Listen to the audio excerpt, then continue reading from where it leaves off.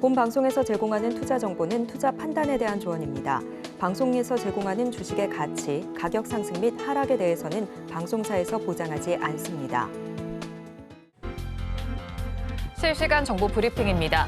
윤석열 대통령이 오늘 금융투자소득세를 폐지하는 소득세법 개정이 절실히 필요하다는 점을 강조하며 국회 협조를 요구했습니다. 윤 대통령은 이날 용산 대통령실에서 열린 취임 2주년 계기 기자회견을 통해 관련 질문을 받고 금투세를 폐지하지 않는다면 우리 증시에서 엄청난 자금이 아마 이탈이 될 것이라며 1,400만 명의 개인 투자자들에게는 막대한 타격이 예상된다고 밝혔습니다. 다음 소식입니다. SK하이닉스가 온디바이스 인공지능용 모바일 낸드 솔루션 제품인 ZUFS 4.0을 개발해 3분기 양산한다고 밝혔습니다.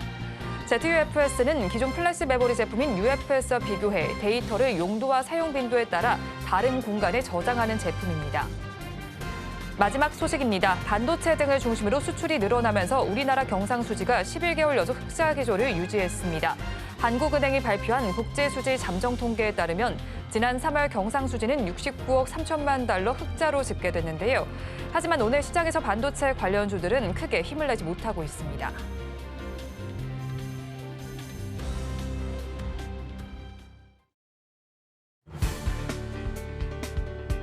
오늘장 내일장 일부 이 시각 시황으로 문 열겠습니다.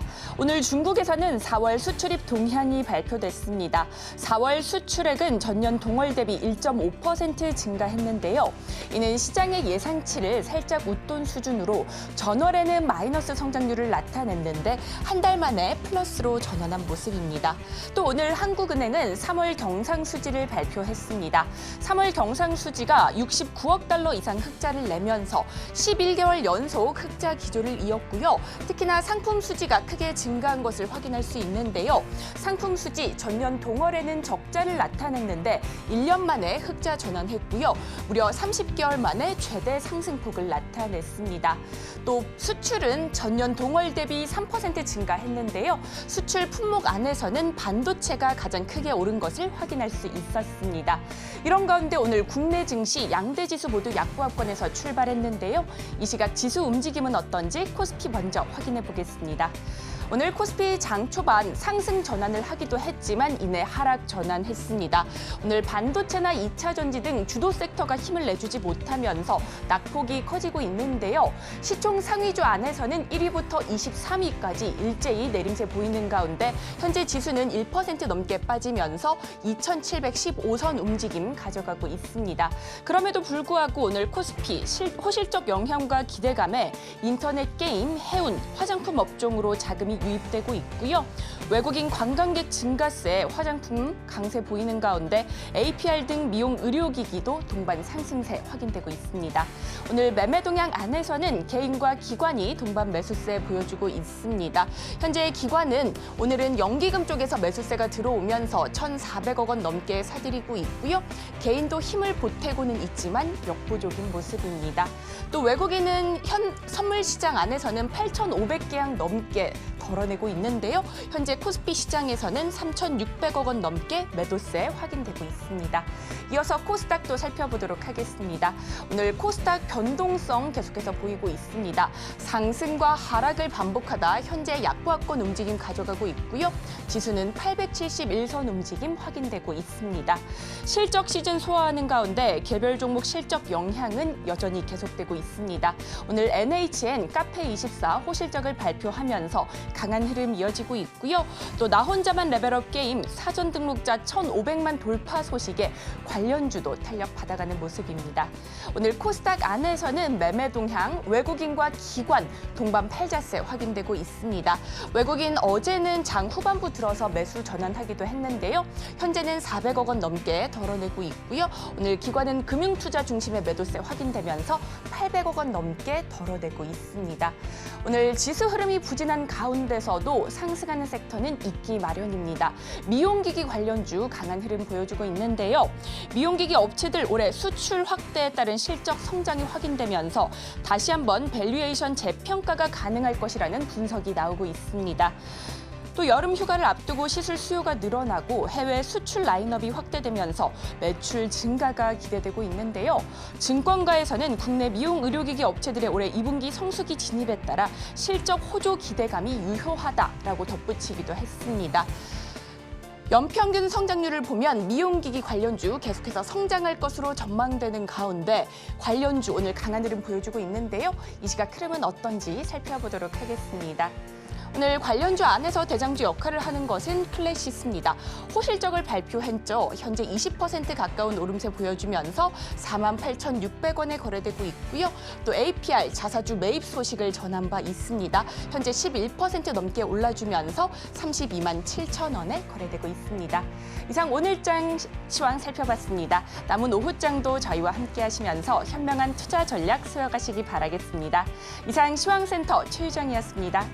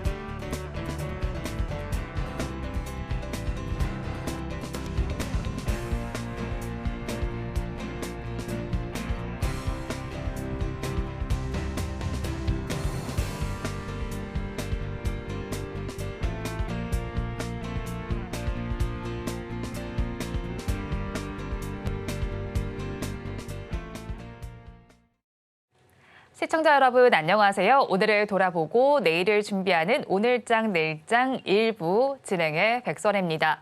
반도체 수출 호조에 힘입어서 3월의 경상수지 역시나 흑자 기조를 이어갔습니다.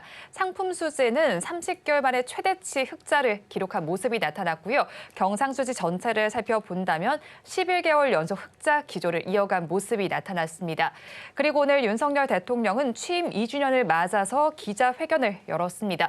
금투세 폐지와 관련된 입장도 밝혔고요. 반도체에 대한 이야기, 거기에 저출생 문제에 대한 이야기도 나눈 만큼 증시는 어떤 영향을 미칠지 저희가 이 시간 통해서 좀 풀어드리도록 하겠습니다. 그리고 오늘 옵션 만기일입니다. 그런 만큼 증시가 좀 쉬어가는 장세가 펼쳐지고 있고요. 코스피와 코스닥 양대 시장에서 모두 좀 파란불이 켜져 있습니다. 마감까지도 변동성이 예상이 되는 만큼 저희 방송 통해서 집중해서 시장 바라보시기 바랍니다. 저희 방송은 유튜브를 통해서도 보실 수 있습니다. 유튜브 검색창에 서울경제TV라고 검색하시면 저희 방송과 함께 하실 수 있으니까요. 많은 참여 부탁드리겠습니다. 5월 9일 목요일입니다. 오늘장 내일장 1부 본격적으로 출발합니다.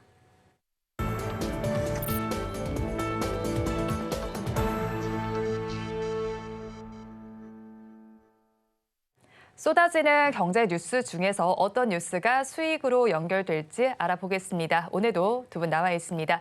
헤르메스 스탁 하창환 본부장, 루쿠투자 연구소 임순재 대표 두 분과 함께합니다. 두 분 어서 오세요. 안녕하십니까. 네, 오늘 양대 시장은 힘을 내지 못하는 장세가 펼쳐지고 있습니다. 특히나 코스피 시장에서 그 낙폭이 두드러지게 나타나고 있습니다. 차트를 봐도 우하향 기조가 이어지고 있는 상황인데요. 지수는 좋지 못하지만 이 안에서도 좋은 소식 찾아볼 수 있겠죠. 네, 일단은 오늘 같은 경우는 이제 옵션 만기일이다 보니까 수급에서의 변동수가 나오고 있는데 이제 작년 11월이죠. 수출 데이터가 좋아졌었던 그 이제 6개월 전으로 슝하고 돌아갔을 때 본다면 외국인의 매수세가 지금 굉장히 많은 부분이 좀 쌓여 있습니다. 그래서 조 단위도 아니고요. 이제 두 자릿수 이상의 이런 좀 수급들이 계속 들어오고 있다라는 점을 봤을 때 상당히 좀 긍정적이다라고 말씀을 드릴 수 있고요.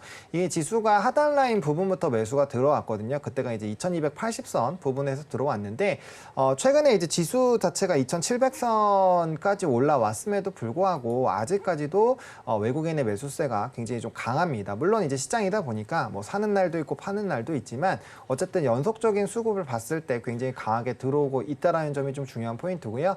주요 수급 포인트가 이제 반도체와 이제 저PBR 쪽으로 좀 많이 쏠려 있다라는 점, 결국엔 두 가지 산업군들이 우리나라 증시를 좀 끌어올리고 있는 상황이고, 한쪽은 이제 수출 데이터가 명확하게 좋아지는 쪽이고요. 한쪽 같은 경우는 정부의 강력한 정책과 일본과 중국 간의 이런 밸류 프로그램들 안에서의 이런 순환매로 보시면 될 것 같습니다. 그래서 이러한 흐름들이 나온다라고 한다면 뭐 오늘 같은 경우야 뭐 이제 옵션 만기이니까 이제 수급적인 변동수가 나올 수 있지만 뭐 전체적인 기세로 본다라고 한다면 충분히 우리가 상방을 더 쳐다볼 수 있는 그런 상황이다라고 보시면 좋을 것 같고요. 또한 이렇게 단기적으로 수급이 이렇게까지 많이 들어오는 사례가 그렇게 많지는 않습니다. 그만큼 수급의 포인트로 우리가 시장을 이해하기가 좀 좋은 상황이기 때문에 외국인의 수급 기조가 뭐 큰 이탈만 나오지 않는다라고 한다면 충분히 시장 자체를 끌고 갈 수 있는 동력이 있다라는 거고요.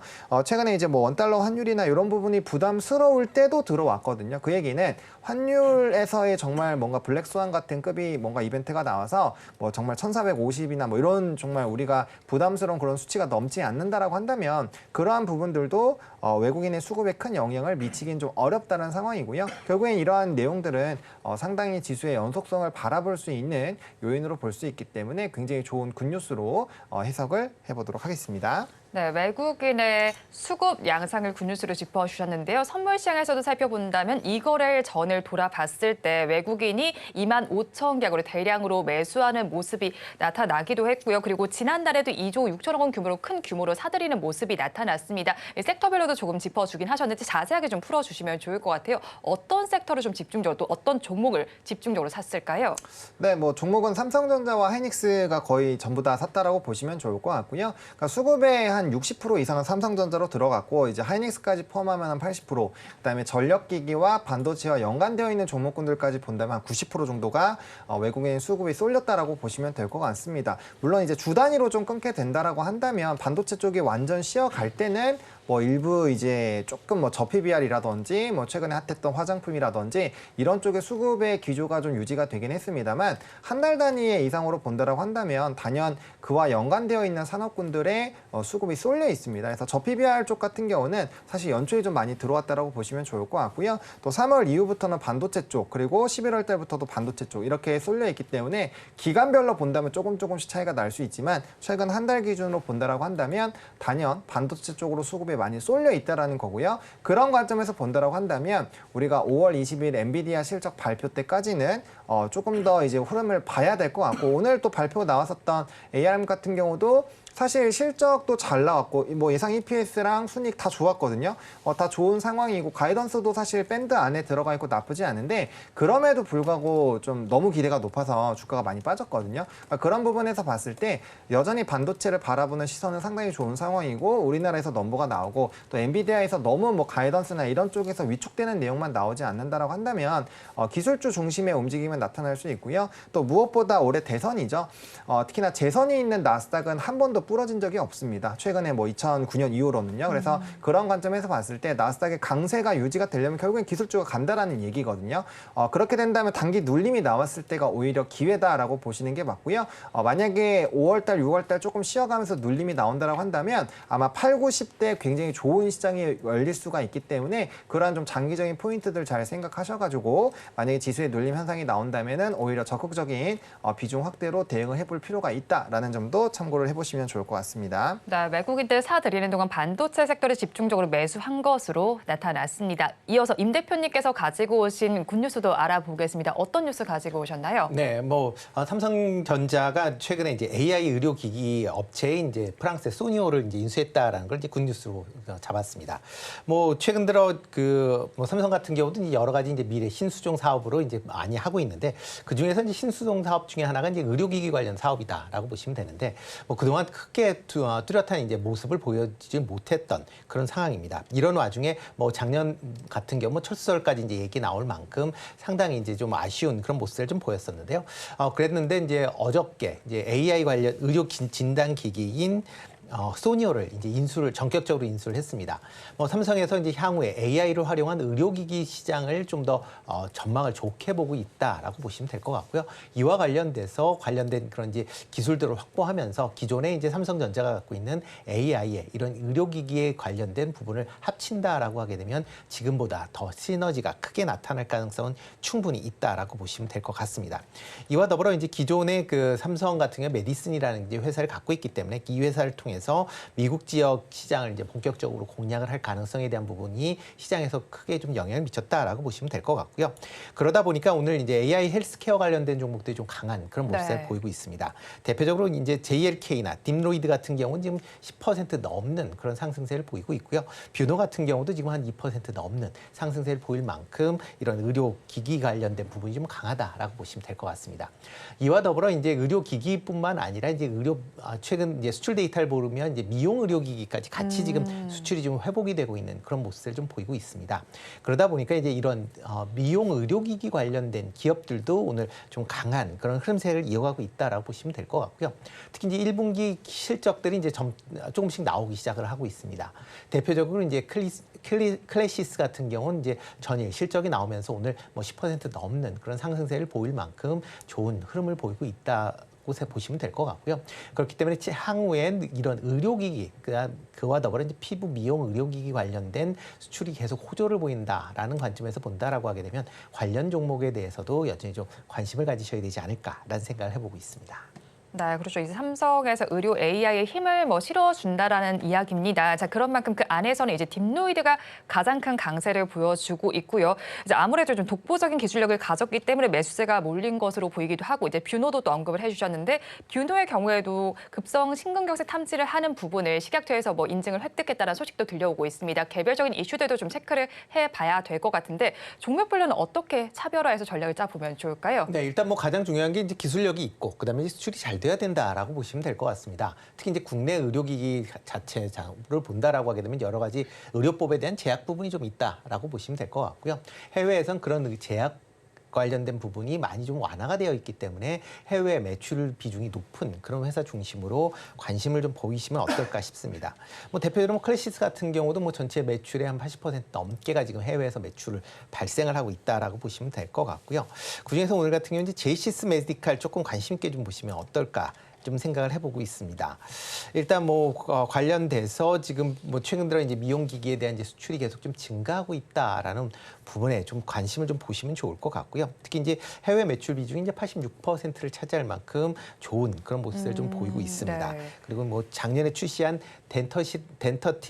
덴서티라는 그런 이제 제품이 미국의 이제 FDA 승인을 받은 이후에 미국 진출이 좀 활발히 지금 이루어지고 있다라고 보시면 될 것 같고요. 기존 제품들 같은 경우도 해외 시장, 특히 중국 시장에 대해서 점진적으로 이제 매출이 조금씩 증가하고 있다라는 점에서 좀 관심 있게 좀 보시면 어떨까 싶습니다. 네, 이제 미용 의료기기까지 연결을 해서 짚어주셨고요. 자, 그렇다면 반면에 또 좋지 못한 소식도 있을 것 같습니다. 어떤 뉴스를 배드 뉴스로 꼽아오셨을까요? 네, 먼 자율주행 시대, 근데 현대 합작 모셔널의 이제 상용차 연기, 그다음에 직원 해고 소식이 이제 나왔습니다. 그게 이제 좀 배드 뉴스로 좀 제가 봤는데요. 이유는 하나, 최근 들어 이제 그 테슬라가 자율주행 관련된 그러니까 로보택시를 이제 8월달에 공개하겠다라고 하면서 이제 주가가 급등을 했습니다. 이와 더불어 자율주행 관련된 섹터에 있는 그런 종목들도 같이 좋은 그런 주가 흐름을 보였다라고 보시면 되는데요. 그렇지만 여기에 이제 현대차 같은 경우도 미국의 이제 앱티브와 합작사인 이제 모셔널의 추가적인 유상증자 참여, 그다음에 지분 확대를 통해서 경영권을 인수한다라는 그런 얘기들이 같이 나왔습니다. 그러면서 이런 이제 자율주행에 대한 그런 이제 기대감을 좀 키웠고요. 관련 종목들이 강한 그런 흐름세를 보였습니다. 그렇지만 이제 어제 미국 시장에서도 나왔듯이 그러니까 미국 뉴욕 검찰이 테슬라에 대해서 이제 과대 광고와 관련된 그런 이제 조사를 지금 실시하고 있다라고 얘기를 하고 있습니다.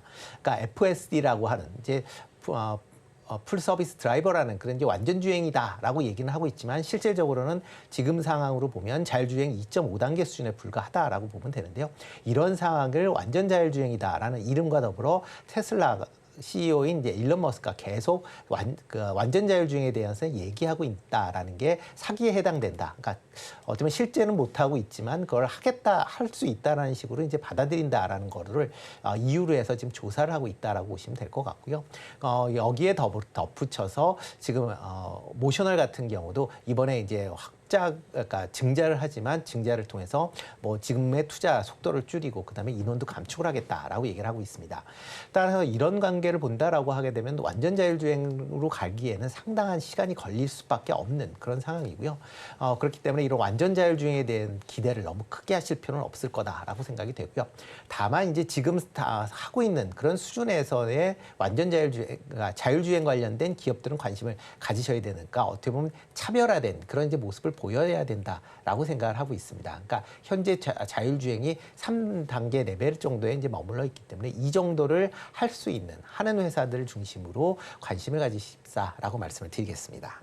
네, 그렇죠. 이제 테슬라를 바라보는 시각이 좀 미국과 중국이 다른 것 같습니다. 미국에서는 아무래도 뭐 과대 광고 이슈로 인해서 좀 조사를 한다라는 소식이 들려오는 이제 배드 뉴스고, 중국에서는 또 이제 자율주행과 관련해서 첫 규제를 넘은 바도 있습니다. 자, 그렇다면 오늘 우리 시장에서 자율주행 차 관련한 종목들도 좀 봐야 할 것 같은데, 우리 시장에서는 일단 이제 부정적인 뉴스에 조금 더 크게 반응을 하고 있는 것 같습니다. 자, 그렇다면 종목별로도 대응 전략을 짜봐야 할 것 같은데요. 대표님 어떻게 짜보면 좋을까요? 일단은 뭐 자율주행 관련돼서 뭐 너무 그러니까 먼 미래를 본다라고 하게 되면 좀 약세를 보일 수밖에 없는 거고요. 그다음에 테슬라의 이제 중국 자율주행 관련된 서비스는 중국 내에서는 그렇게 뭐 큰 이슈가 되긴 좀 어렵지 않을까라는 생각을 하고 있습니다. 지금 중국 업체들이 자율주행 서비스에 대해서 미국 업체를 앞서간다라고 보시는 게 더 맞을 걸로 보여집니다. 이유는 왜 그러냐면 같이 자율주행을 한다라고, 그러니까 이런 이제 테스트를 한다라고 해서 미국이나 이제 뭐 유럽, 그다음에 우리나라도 그렇지만 이런 선진국 같은 경우는 그러니까 자율주행 그 테스트에 대한 규제가 상당히 좀 엄격합니다. 그에 비해서 중국은 이런 자율 규제에 대한 서비스 부분이 상당히 느슨합니다. 그렇기 때문에 사망, 인명사고가 발생을 해도 해외 같은 경우는 만약 발생을 한다라고 하게 되면 이제 그 자율주행 관련돼서 좀 더 업데이트를 해서 다시 해라라고 얘기는 하고 있지만 중국 같은 경우는 인명사고가 나도 그래, 그럼 뭐 좀 잘못했네. 그러면 뭐 그렇지만 지금 상황을 계속 좀 더 업그레이드해. 그러니까 하면서 업그레이드해. 그러니까 그 자율주행에 대한 서비스를 바라보는 관점이 좀 다르다라고 보시면 될 것 같고요. 현재 그렇기 때문에 지금 뭐 테슬라가 중국 내에서 서비스를 뭐 한다라고 해도 과연 중국 업체를 이길 수 있을까에 대한 부분은 약간 퀘스천이다라고 보시면 될 것 같습니다. 그러니까 그런 부분은 너무 뭐 기대를 가지실 필요는 없을 것 같고요. 지금 현재 3단계 하는 그런 기업 중심으로 좀 관심을 가지실 필요가 있다라고 하게 되면 대표적으로 이제 HL만도 관심 있게 좀 보셔야 되지 않을까 싶습니다. 지금 HL만도 같은 경우는 지금 2.5단계의 뭐 제네시스 모델에 이제 이런 이제 그 자율주행 서비스 시스템을 이제 제공을 하고 있는 그런 상황이고요. 지금 현대차에서도 지금 자율주행 레벨 3단계를 지금 계속 상용화하겠다고 지금 얘기를 하고 있습니다. 거의 다 상용화가 됐다라고 얘기를 하고 있는데 출시만 지금 미뤄지고 있는데 이런 레벨 3단계의 그런 자율주행 서비스를 HL만도가 공급을 할 예정입니다. 그렇다라고 하게 되면 지금 당장에 그 3단계 관련돼서 실적이 나올 수 있는 회사다라고 하게 되면 HL만도다라고 생각을 하고 있습니다. 네, 종목가를 짚어주신 만큼 투자 의견에 참고를 해보시면 좋겠습니다. 이어서 본부장님께서 가지고 오신 배드 뉴스도 알아보겠습니다. 어떤 뉴스를 부정적으로 바라보셨나요? 네, 저는 금리 불확실성의 비트코인 추락이라는 내용의 기사를 좀 배드 뉴스로 꼽았는데 다들 아시다시피 분명 FOMC 끝난 지 얼마 안 됐거든요. 네. 그때까지만 해도 뭐 이제 매파가 아니었다라는 부분으로 시장이 굉장히 환호를 했는데 두 연준 의장들의 발언이 있었죠. 이제 뭐 일단 대표적으로 카시카리에 대한 발언이 나오면서 뭐야 이거 금리에 대한 또 불확실성이 확대가 되나라는 부분으로 사실 이 거래일 동안 또 영향을 받은 상황이고 국채 금리도 또 다시 한번 변동이 있었거든요. 물론 최근에 있었던 뭐 만기 이제 3년 만기 또 이제 10년, 30년 만기 이렇게 요번에 입찰이 있었는데 단기물 같은 경우는 상당히 좀 호황이었거든요. 그래서 그런 부분을 보면은 사실 이제 국제 금리가 떨어지고 가격이 높아지는 이런 흐름들로 가야 되는데 그럼에도 불구하고 그런 발언들로 인해서 좀 흔들림이 나온다라는 거 이거는 이제 시장 참여자들이 아직은 그걸 믿지 않는다라는 거죠. 연준에 대한 이런 발언들이나 이런 기조들을 믿지 않는다라는 거고 그 얘기인 즉슨 이제 뭐 CPI라든지 뭐 PC라든지 이런 내용들이 좀 좋게 이게 좀 더 높게 나온다라고 네. 한다면 단연 시장에서는 부담이 될 수밖에 없는 부분이고 또 오늘만 하더라도 3명의 또 연준 의장이 얘기를 할 거거든요, 밤에. 네. 그러면은 이제 거기에서 만약에 매파적인 발언들이 나오면 이거는 금리 인하 가능성이 또 달라지긴 해. 약간 이런 얘기들이 네. 나온다는 거죠. 지금 시장에서는 대선을 앞두고 있기 때문에 9월 달에는 뭔가 하지 않겠는가에 대한 이런 의견이 이제 굉장히 좀 강하게 주고받고 있는 상황인데 그러한 관점에서 본다라고 한다면 어쨌든 인하에 대한 가능성 자체가 맥스로 해봐야 2번이라는 거죠. 그러면은 그 부분에서 대선 이후 직후에 바로 해야 되는데 그게 또 늦춰지면 연말까지의 텀이 생깁니다. 그러면 시장에서 바라보고 있었던 금리 인하 기조들이 좀 꺾인다라고 한다면 그거는 이제 단연 기술주 위주의 상승이 나왔었던 미국 장과 우리나라 장에는 크게 좋은 뉴스는 아니거든요. 그리고 이제 그런 것들을 좀 확인할 수 있는 지표가 비트코인입니다. 사실 비트코인이 금 같은 안전자산에 대한 성격을 보일 때도 있지만 금리와 연결되어 있을 때는 이제 기술주로 움직임이 나타나고 있고 또 선제적으로 반응을 해주는 움직임이 나타나고 있거든요. 최근에 이제 1억을 넘었었던 코인 가격이 이제 이런 매파적인 발언들 또 금리 인상이 나오는 것이 아니냐라는 그런 불안감이 있을 때 굉장히 많이 빠졌습니다. 1억에서 거의 8천만 원대 후반까지 빠졌고요. 다시 9천만 원대까지 올라왔다가 다시 한번 지금 8,600만 원대까지 빠져 있거든요. 이 얘기인즉슨 위험 자산에 대한 선호 심리가 일부 떨어졌다라고 보시면 됩니다. 물론 현물 ETF에 들어왔었던 그런 자금들이 이탈된 부분도 단연 영향을 안 줬다라고 말하기는 어렵지만 그럼에도 불구하고 잘 버텨주고 있었던 이런 가격 자체가 빠르게 무너진다라는 거는 그만큼 금리에 대한 변동성이 크다라는 거고 그러한 자본들이 지금 채권으로 많이 넘어가고 있거든요. 그래서 그러한 관점에서 본다라고 한다면 지금 현재 시점에서는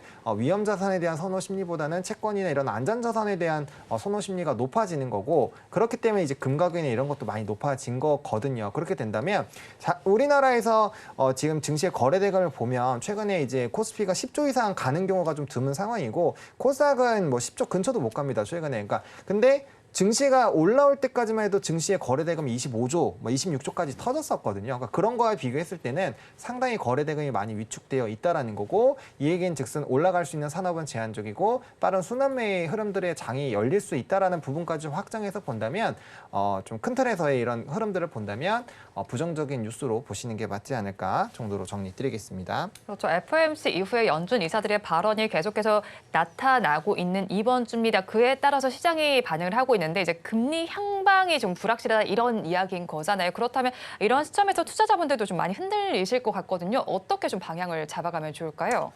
그러니까 이제 자신만의 명확한 시나리오가 있어야 되는 거죠. 네. 왜냐하면 이제 제가 나무라고 친다면 이렇게 좀 묵직하게 뿌리를 내리고 네. 가만히 있어야 바람이 불어도 뭐 지나가나 소나무처럼 보다. 있으면 그렇죠. 되나요? 그런데 네. 이제 갈대처럼 바람 불 때마다 왔다 갔다 하면은 정신 못 차리거든요. 그래서 똑같습니다. 지금 이제 만약에 증시에서 투자를 하고 계신다라고 한다면 명확하게 지금 포지션에서 추가적으로 상방이 올라갈 거라고 생각을 하시기 때문에 포지션을 유지를 하셔야 되는 거거든요. 만약에 그런 명확한 뷰가 없다라고 한다면 저는 그냥 다 정리하시고 다시 한번 생각 정리하시고 들어오셔도 충분히 늦지 않다라고 보고 있고요. 다만 제가 보고 있는 뷰는 롱으로 보고 있는데 그 이유는 일단 우리나라는 반도체 중심으로 일단은 그 주가의 반영들이 나오고 있고 그러한 부분에 이제 외국인이 러브콜을 보내주고 있는 상황인데 뭐 수출 데이터나 최근에 뭐 HBM에 대한 수요 부분이라든지 뭐 디램이나 낸드 가격에 대한 상승 이런 기조를 본다면 충분히 턴어라운드가 많이 나오고 있는 상황입니다. 뭐 이제 경상 수지도 좀 좋아지고 있는 상황이고 그래서 그런 부분에서 본다면 시장 자체 펀드 자체가 높아지고 있는 것도 맞고요. 일본의 사례를 보더라도 이제 저 PBR에서 밸류 프로그램을 이제 막 시작을 했기 때문에 네. 사실상 이제 해외에서의 관심도는 이제야 첫 발을 뗐다라는 부분으로 보셔야 되거든요. 그렇기 때문에 뭐 중장기적으로의 이런 기대감도 있는 상황입니다. 그래서 그런 전방위적인 흐름을 본다라고 한다면 충분히 좀 긍정적으로 보고 있고요. 무엇보다 이제 AI에 대한 산업이 과연 1년 만에 끝날 산업일까요? 이제 막 기기에 들어가기 시작을 하고 있는데 아마 시장이 더 커지면 커졌지 절대 작아지지는 않을 거라고 보고 있고요. 뭐 캐즘 구간 저는 쉽게 올 거라고 생각을 하지 않고 있습니다. 그렇다면 뭐 이제 기술주 중심으로의 강세 흐름들이 유지가 될 거고요. 그런 관점에서 본다면 지금 시장에서는 여전히 대선 전까지는 적어도 롱으로 보셔도 괜찮지 않을까라는 관점으로 말씀을 드리겠습니다. 네, 금리가 흔들리는 시각이 흔들리는 상황 속에도 내가 좀 줏대를 잡고 대응을 해보면 좋겠다라는 의견을 제시를 해주셨습니다. 자, 그리고 오늘 시장에서는 가장 좀 상승 탄력이 큰 섹터들을 찾아보자면 이게 한 단어로 좀 요약을 할 수 있을 것 같습니다. K-뷰티라는 단어로 요약을 해볼 수 있을 것 같은데요. 미용기기 섹터에서도 5%대 강세 흐름이 나타나고 있고요. 화장품 섹터에서도 2.47% 강세가 나타나고 있습니다. K-뷰티가 이제 다시 또 주목을 받는 시점인 것 같습니다. 그럼 지금 시점에서 투자 전략을 어떻게 짜가면 좋을까요, 대표님? 네, 일단 가장 중요한 게 수출이 잘 되고 있다라는 부분입니다. 그러니까 그만큼 기업 실적이 개선이 되고 있다라는 게 이제 눈에 보여지니까 이제 투자자들이 다시 관심 사항을 갖는다라고 보시면 될 것 같고요. 특히 이제 최근에 이제 K-뷰티, 화장품 같은 경우는 이제 중국 시장에 대한 비중이 점차 낮아지면서 북미나 그다음에 유럽, 그다음에 일본, 동남아 시장들이 좀 더 이제 확장이 좀 이루어지고 있는 그런 상황입니다. 그러면서 기업들의 실적들이 큰 폭으로 개선되고 있는 그런 모습을 좀 보이고 있고요. 이런 개선세는 아마 좀 더 이어질 가능성 충분히 있다라고 생각을 하고 있습니다. 그런 관점에서 일단 화장품 관련주들은 여전히 관심을 좀 가지시면 좋을 걸로 보여지고요. 대표적으로 이제 아모레퍼시픽 같은 경우는 실적이 계속 지금 개선되고 있는 그런 상황입니다. 특히 이제 계열사인 이제 KR 같은 경우도 지금 이제 미국 시장 내에서 상당히 이제 판매가 호조세가 이어지고 있기 때문에 그거와 관련된 수익성이 계속 좀 개선될 가능성은 충분히 있다라고 좀 생각이 되고 있고요. 특히 OEM 관련된 화장품 업체들 같은 경우도 지금 계속 이제 인디 브랜드의 화장품의 판매량이 계속 증가하고 있는 그런 이제 추세가 이어지고 있습니다. 그렇다라고 하게 되면 그만큼 이런 ODM 관련된 업체들도 계속 좀 관심 있게 좀 보시면 좋을 것 같고요. 대표적으로 이제 그저께 이제 발표가 된 CNC 인터내셔널 같은 경우도 실적이 큰 폭으로 1분기에 개선이 되는 그런 모습을 보였습니다. 아마 다른 회사들의 실적도 개선될 수 있다라는 관점에서 관심 있게 좀 보시면 좋을 것 같고요. 미용 의료기기 같은 경우도 여전히 좀 관심 있게 보셔야 되지 않을까 싶습니다. 네, 긍정적인 말씀을 많이 해주셨습니다. 오늘 이제 특히나 좀 더 주목을 받을 만한 종목 클래시스가 아닐까 싶습니다. 분기 최대 실적을 기록하면서 장중에는 시총 9위까지도 올라가는 모습이 나타나기도 했습니다. 지금은 시가총액 위치를 살펴보니까요, 한 10위 정도, 11위 정도의 위치를 하고 있습니다. 그래도 18%대 상승 탄력을 유지를 해주고 있고, APR 같은 경우 자사주 매입 소식이 들어와 있습니다. 이제 긍정적인 소식이 꽤 많이 들려오는 섹터인 것 같아요. 포트폴리오의 비중은 어느 정도로 담아보면 좋을까요? 근데 이제 아시겠지만 클래시스 같은 경우 제가 좀 지속적으로 많이 언급을 드렸던 종목인데 제가 가장 최근에 좀 말씀드렸던 3월에 한 번, 또 2월에 한 번이거든요. 거기에 비해서는 지금 주가가 거의 한 40% 이상 올랐습니다. 40~50% 올랐기 때문에 저는 개인적으로 이렇게 신고가를 갱신하는 산업군들에서의 포트 비중을 많이 담는 것은 좀 굉장히 위험한 행동이다라고 생각을 하고 있습니다. 그래서 사실 이쪽 미용 의료기기나 화장품이나 이런 쪽은 사실 충분히 정말 오랜 기간 이슈가 많이 됐었기 때문에 그 안에서의 비중을 충분히 담아낼 수 있었다라고 보고 있고요. 이번 실적까지 굉장히 좋게 나왔고 사실 실적의 후행 지표고 그 다음번 2분기 실적까지는 좀 좋게 나올 수 있는데 그 다음번 실적이 잘 나오는 게 더 중요합니다. 사실 실적이 한번 1분기 굉장히 잘 나오고 2분기까지 잘 나와 버리면 그 다음 분기의 성장이 굉장히 중요하거든요. 주식이라는 것은 과거에 잘 됐던 거는 빠르게 잊어버립니다. 그 다음번 성장이 어떤데 이게 굉장히 중요한 부분이거든요. 그래서 그런 부분에서 봤을 때 물론 일부 기업들은 계속적으로 성장을 하고 여전히 증권가 리포트 보시면 분기 최대 실적을 기록할 거다라는 내용들이 있지만 그렇다고 해서 지금 이 산업군을 이런 고점 라인에서 15%, 20%를 한다라는 것은 상당히 저는 위험하다라고 생각을 하고 있거든요. 그래서 저는 이제 관심 있는 종목군들을 포트 비중으로 설정을 하시는 게 아니라 트레이딩 관점으로 조금 이렇게 왔다 갔다 하시는 그런 전략으로 들어가시는 거라면 나쁘지 않다라고 보지만 그런 게 아니라고 한다면 좀 비중의 큰 폭으로 차지하기에는 좀 저는 어렵지 않을까라고 생각을 합니다. 네, 비중을 크게 씻지는 않는 것이 좋겠다라는 의견까지 제시를 해주셨습니다. 이제 이 두 섹터와 비롯해서 이제 사실 살펴본다면 백화점과 면세점까지 오르는 모습을 보니까 오늘 이제 관광객의 유입 효과도 있는 것 같으니까 이 점까지 한번 참고를 해보시면 좋을 것 같고요. 이어서 원픽 섹터 좀 알아보도록 하겠습니다. 대표님 오늘은 어떤 섹터 가지고 오셨나요? 네, 저는 미용기기 관련돼서 갖고 왔습니다. 아까 설명을 잠깐 드렸었는데요. 네. JCS 메디칼 관심 있게 좀 보시면 어떨까 싶습니다. JCS 메디칼 같은 경우는 기본적으로 이제 화장품, 미피부 미용 중에서 이제 초음파 이제 고주파를 이제 사용하고 있는 그런 이제 장비를 제작하는 그런 회사다라고 보시면 될 것 같고요. 뭐 안티에이징이나 뭐 미백 관련된 그런 이제 수요가 증가하면서 최근에 이제 피부 미용 의료기기의 수요가 증가하고 있는 그런 모습을 보이고 있습니다. 특히 뭐 1분기 지금 실적은 아직 안 나왔고 1분기에 아마 실적이 상당히 이제 좋게 나올 걸로 예상이 되고 있고요.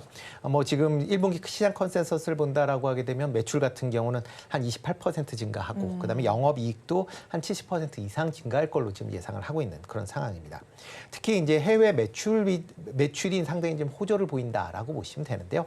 특히 전체 매출의 86%가 해외에서 발생을 할 만큼 해외 매출 부분이 상당히 좀 기여를 하고 있다라고 보시면 될 것 같고요. 뭐 기존 판매를 하고 있는 포텐자의 이제 판매가 꾸준하게 이루어지고 있는 그런 상황입니다. 뭐 작년 말까지 누적 판매 대수가 3,000대가 넘을 만큼 상당히 이제 판매가 호조를 보이고 있고요. 특히 올해 같은 경우는 아마 중국 시장에도 관련된 제품이 진출할 수 있다라는 그런 이제 기대감이 현재 남아 있는 그런 상황입니다. 이와 더불어 이제 작년에 출시한 덴서티 같은 경우도 지금 미국 FDA 승인을 취득하면서 미국에서의 판매가 뭐 조금씩 늘어나고 있는 그런 모습을 보이고 있기 때문에 하반기 이후서부터는 판매 실적이 본격적으로 잡힐 가능성은 충분히 있다라고 생각이 되고 있고요. 뭐 그런 관점에서 여전히 좀 관심 있게 보시면 좋을 것 같고요. 특히 이렇게 이제 피부 미용 의료기기 관련된 제품들은 같이 좀 보셔야 될 게 이런 이제 소모품이 과연 얼마만큼 팔리느냐라는 부분입니다. 미용 의료기기가 뭐 단순하게 기기만 판매하는 게 아니라 여기에 이제 다양한 소모품이 이제 쓰여질 수밖에 없는 거고요. 이런 이제 판매 기기가 많이 팔린다라고 하게 되면 그만큼 소모품에 대한 수요도 같이 좀 증가할 수 있다라고 보여집니다. 대부분의 지금 이제 의료기기 업체들의 지금 소모품의 이제 비중, 매출에서 소모품이 차지하는 비중이 40에서 50% 사이다라고 생각을 하시면 될 것 같고요. 지금 뭐 JCS 메디칼 같은 경우도 지금 작년 기준으로 보면 40%를 조금 넘어서는 그런 모습을 보이고 있습니다. 네. 그러니까 향후에 이런 소모품에 관련된 매출이 어떻게 보면 기기의 매출이 조금 둔화돼도 그 부분을 충분히 상쇄할 수 있을 것이다라는 그런 기대를 갖고 있다라고 보시면 될 것 같고요. 작년 국민연금이 지난 3월 말 기준으로 지분율을 5.01%를 갖고 있었습니다. 그 전에는 이제 지분율을 공시를 안 하다가 이제 지난 이제 4월부터 이제 공시를 하고 있는 그런 상황이니까 국민연금도 계속 좀 관심을 갖고 있다라는 관점에서 같이 주목해서 보시면 어떨까라는 생각을 해보고 있습니다. 뭐 주가 수준을 본다라고 하게 되면 뭐 최근 들어 이제 주가가 조금 급등을 했다가 조금 쉬어가고 있는 그런 모습을 보이고 있습니다. 뭐 지금 상황에서 본다라고 하게 되면 한 10,000원 정도, 뭐 오늘 조금 이제 올라오긴 했지만 10,000원 그 전후에서 매수하시면 어떨까 싶고요. 목표 주가는 전 고점 수준인 12,000원대까지 뭐 충분히 올라갈 수 있을 것이다라고 생각을 하고 있고요. 손절은 8,000원에 하시면 어떨까 싶습니다.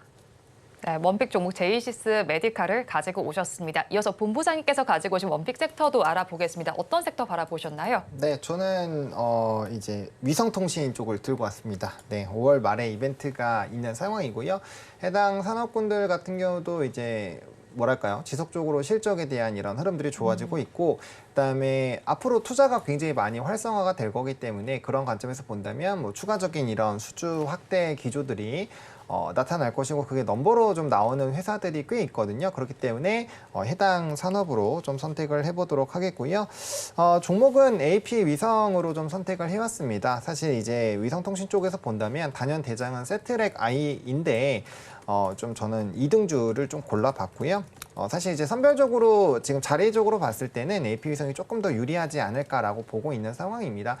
기본적으로 이제 민간 투자가 굉장히 활성화가 될 예정인데 그게 이제 정부 주도로 진행이 될 확률이 굉장히 높습니다. 그 기간은 뭐 적어도 25년까지는 빠르게 계속 진행이 될 거라고 보고 있고요. 추가적으로 위성을 쏘아 올리는 계획들이 27년까지 11기가 예정이 되어 있는데 최근에 1기를 쏘아 올렸습니다. 그렇기 때문에 26년에 5기, 27년에 5기 해서 이제 총 10기 가 추가적으로 나올 거다라고 보시면 좋을 것 같고요. 그래서 그런 정부 주도와의 이런 이벤트들이 계속 나와 줄 겁니다. 그리고 우리가 이제 뭐 얘기가 나오고 있는 뭐 자율주행부터 시작해서 새로운 이런 산업군들이 진행이 되려면 결국에는 통신망에 대한 기조들이 좋아져야 되는 거거든요. 그래서 그런 관점에서 봤을 때 저궤도 위성 쪽으로 굉장히 좀 핫한 움직임이 나타날 수가 있고, 또 해당 부품들의 이제 수명 주기가 한 3에서 4년 정도거든요. 그러니까 이전부터 나왔었던 수주 라인들이 굉장히 많이 썰려 있는데 그 부분이 다시 다시 바뀌는 데까지 한 2년 사이클이 있기 때문에 안정적인 이런 수주 흐름들이 유지가 된다라고 보시면 좋을 것 같습니다.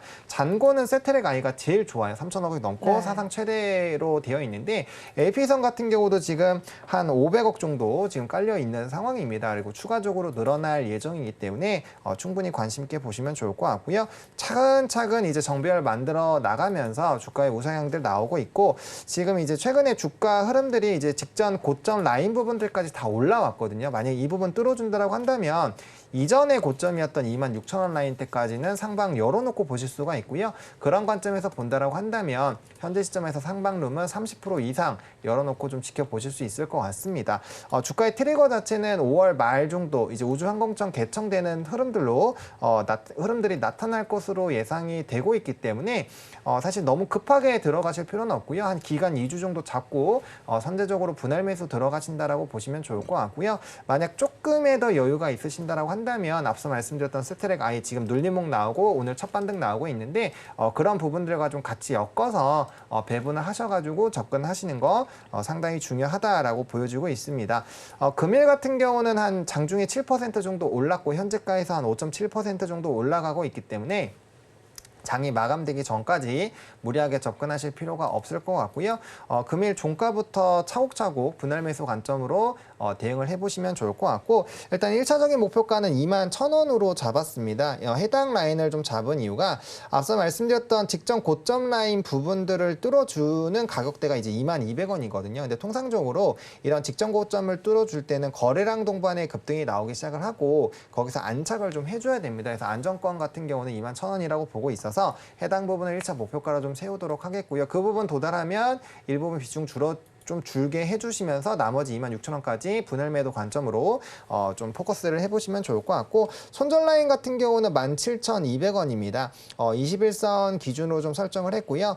해당 가격대가 이전에 2023년 5월 달에 가격이 무너진 직후에 상당히 빠르게 무너졌었던 지점이고 그다음에 상승폭이 나올 때도 해당 지점에서 저점을 다지고 굉장히 큰 폭으로 상승력이 추가로 2차로 나왔었던 가격이기 때문에 상당히 좀 중요합니다. 그리고 이번에도 해당 라인 부분에서 상당히 매물 소화를 많이 하고 올라왔기 때문에 이 가격이 굉장히 좀 중요하다라고 보시면 좋을 것 같고 근데 항공청에 대한 이런 이벤트와 우주 산업에 대한 흐름을 보신다면 해당 부분이 깨졌을 때 15,500원까지 분할 매수 관점으로 비중을 확대하시는 것도 나쁘지 않고요. 절대 전체 비중의 20% 이상은 담으시면 안 된다라는 점 강조드리겠습니다. 원픽 종목 AP 위성까지 알아봤습니다. 이어서 마감까지 전략 한번 알아보겠습니다. 대표님 오늘 시장이 좋지 못한 상황인데 어떻게 좀 대응하면 좋을까요? 일단 금일 같은 경우 이제 외국인 매도세가 이제 많이 이루어지고 있는 그런 상황입니다. 또 이게 이제 환율과 같이 좀 맞물려 있다라고 보시면 되는데요. 지금 오늘 지금 환율이 이제 1,368원대로 이제 다시 올라오는 그런 모습을 보이고 있습니다. 이런 환율 변화에 따라서 외국인들의 이제 매매 패턴이 좀 달라질 가능성은 여전히 남아 있다라는 관점에서 외국인 매매 패턴에 대한 부분도 여전히 좀 주의 깊게 좀 보셔야 될 걸로 보여지고요.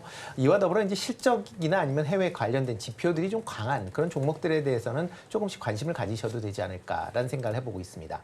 대표적으로는 오늘 같은 경우 이제 그 해운주들이 좀 좋은 그런 모습을 네. 보였습니다. 이게 그 SCFI 관련된 그 상해 해상 운임 지수라고 그러죠. 그거와 이제 BDI의 지수가 이번 주 들어 좀 상승세로 접어들고 있다라는 게 이런 이제 조선업 관련 해운 관련주들이 좀 강한 그런 모습을 보이고 있습니다. 이런 식으로 일단 실적이 개선될 수 있는 그런 기업 중심으로 좀 차별화된 주가 실적이 좀 더 이어질 가능성이 있으니까 이런 종목으로 관심 좀 가지시는 게 어떨까 싶습니다. 네, 마감까지 전략 잘 들어봤습니다. 오늘 두 분 말씀 여기까지 듣겠습니다. 지금까지 헤르메스스타 가차관 본부장 루크투자연구소 임순재 대표와 함께했습니다. 오늘 말씀 고맙습니다. 감사합니다.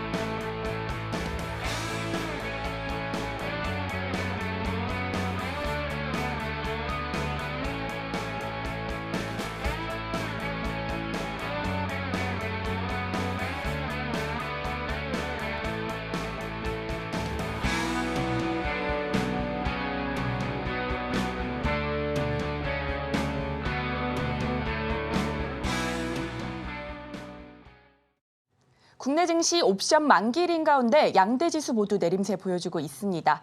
이러한 상황 속에서도 강하게 부각되는 종목 골라보고 싶으시다면 매일 아침 서울경제TV AI 세나의 포착 종목들 확인하시고 전략 세워가시기 바라겠습니다. 자, 그렇다면 세나가 오늘 포착한 종목들 어떤 것들이 있는지 하나씩 열어보도록 하겠습니다. 먼저 첫 번째 종목은 CJ 대한통운입니다. 차트는 70점 받았고요. 실적과 모멘텀 그리고 수급과 신호 강도 모두 65점 기록하면서 총 종합 점수는 66점으로 트레이딩 가능하다라는 것을 확인할 수 있었습니다. 중국의 알리익스프레스와의 재계약 가능성이 켜지면서 실적 전망에도 청신호가 켜졌습니다. 업계에서는 쏟아지는 택배 물량에 힘입어 CJ 대한통운 올해 견조한 성장세를 이어갈 것으로 전망하고 있는 가운데 업계 최초로 5G 특화망을 구축했다는 소식까지 전해지면서 관심이 커지고 있습니다. 전거래일에는 7% 넘는 강세로 장을 마쳤는데요. 오늘장 흐름은 어떤지 살펴보도록 하겠습니다. 네, 오늘장 흐름 살펴보시면요. 장 초반에 오름세 보여주기도 했는데 이내 하락 전환하면서 크게 빠지고 있습니다. 현재 6% 내림세 보이면서 12만 2,100원에 거래되고 있습니다. 이어서 다음 종목도 열어보도록 하겠습니다. 다음 종목은 클래시스입니다. 실적과 수급은 75점 받았고요. 모멘텀과 신호 강도는 70점 기록한 가운데 차트는 65점 받으면서 총 종합 점수는 71점으로 스윙 가능하다라는 것을 확인할 수 있었습니다. 앞서서도 미용기기 관련주 대장주로 언급을 드린 바 있는데요. 클래시스 올해 1분기 분기 최대 매출과 영업이익을 기록하면서 투자자들의 관심도 커지고 있습니다. 그렇다면 오늘장 흐름은 어떤지 살펴보도록 하겠습니다. 클래시스 역시나 전거래일에 7% 넘는 강세로 장을 마쳤는데요. 오늘은 더 견조한 움직임 이어지고 있습니다. 현재 17% 넘게 올라주면서 47,800원에 거래되고 있습니다. 이어서 다음 종목도 열어보도록 하겠습니다. 다음 종목은 고려아연입니다. 실적과 차트, 수급은 모두 70점 받았고요. 모멘텀과 신호 강도는 65점 기록하면서 총 종합 점수는 68점으로 트레이딩 가능하다라는 것을 확인할 수 있었습니다. 구리 가격이 고공행진을 이어가는 가운데 국내 구리 관련 기업들 수혜가 예상되고 있습니다. 증권가에서는 고려아연에 대해 적극 매수할 타이밍이다라고 언급을 하기도 했는데요. 또 목표가를 기존 60만 원에서 64만 원으로 올려잡으면서 투자자들의 관심이 커지고 있습니다. 그렇다면 오늘장 흐름은 어떤지 살펴보도록 하겠습니다. 고려아연 장 초반 1.2% 넘게 오르면서 49만 9천 원을 터치하기도 했는데요. 현재는 등락을 거듭하다가 0.7%대 오름세 보여주면서 49만 6,500원에 거래되고 있습니다. 이상 세나가 포착한 종목들 살펴봤습니다. 마감 후 자세한 전략은 6시 30분에 방송되는 온트레이딩 AI를 통해 세워가시면 좋을 것 같습니다. 이어서 오늘장 내일장 1부의 핵심입니다. 밸류업 프로그램은 중장기적으로 긍정적인 전망을 가져보시면 좋을 것 같습니다. 그리고 AI는 메가 트렌드입니다. 기술적 강세 유지가 기대되는 만큼 한번 계속해서 살펴보시면 좋겠습니다. 또 미용 의료기기주 오늘 굉장히 좋은 모습이 펼쳐지고 있습니다. 2분기 이후에 실적이 관건이니까 이전까지 체크를 해보시기 바랍니다. 본 방송에서 제공하는 정보는 투자 판단에 대한 조언일 뿐 해당 주식의 가치와 수익률을 보장하지는 않습니다. 오늘장 내일장 1부에서 준비한 순서는 여기까지입니다. 저희는 잠시 후 2부로 돌아오겠습니다.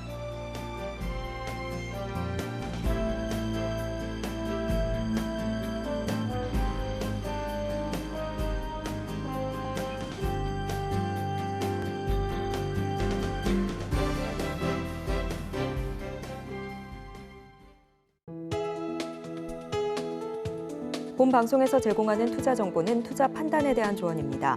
방송에서 제공하는 주식의 가치, 가격 상승 및 하락에 대해서는 방송사에서 보장하지 않습니다.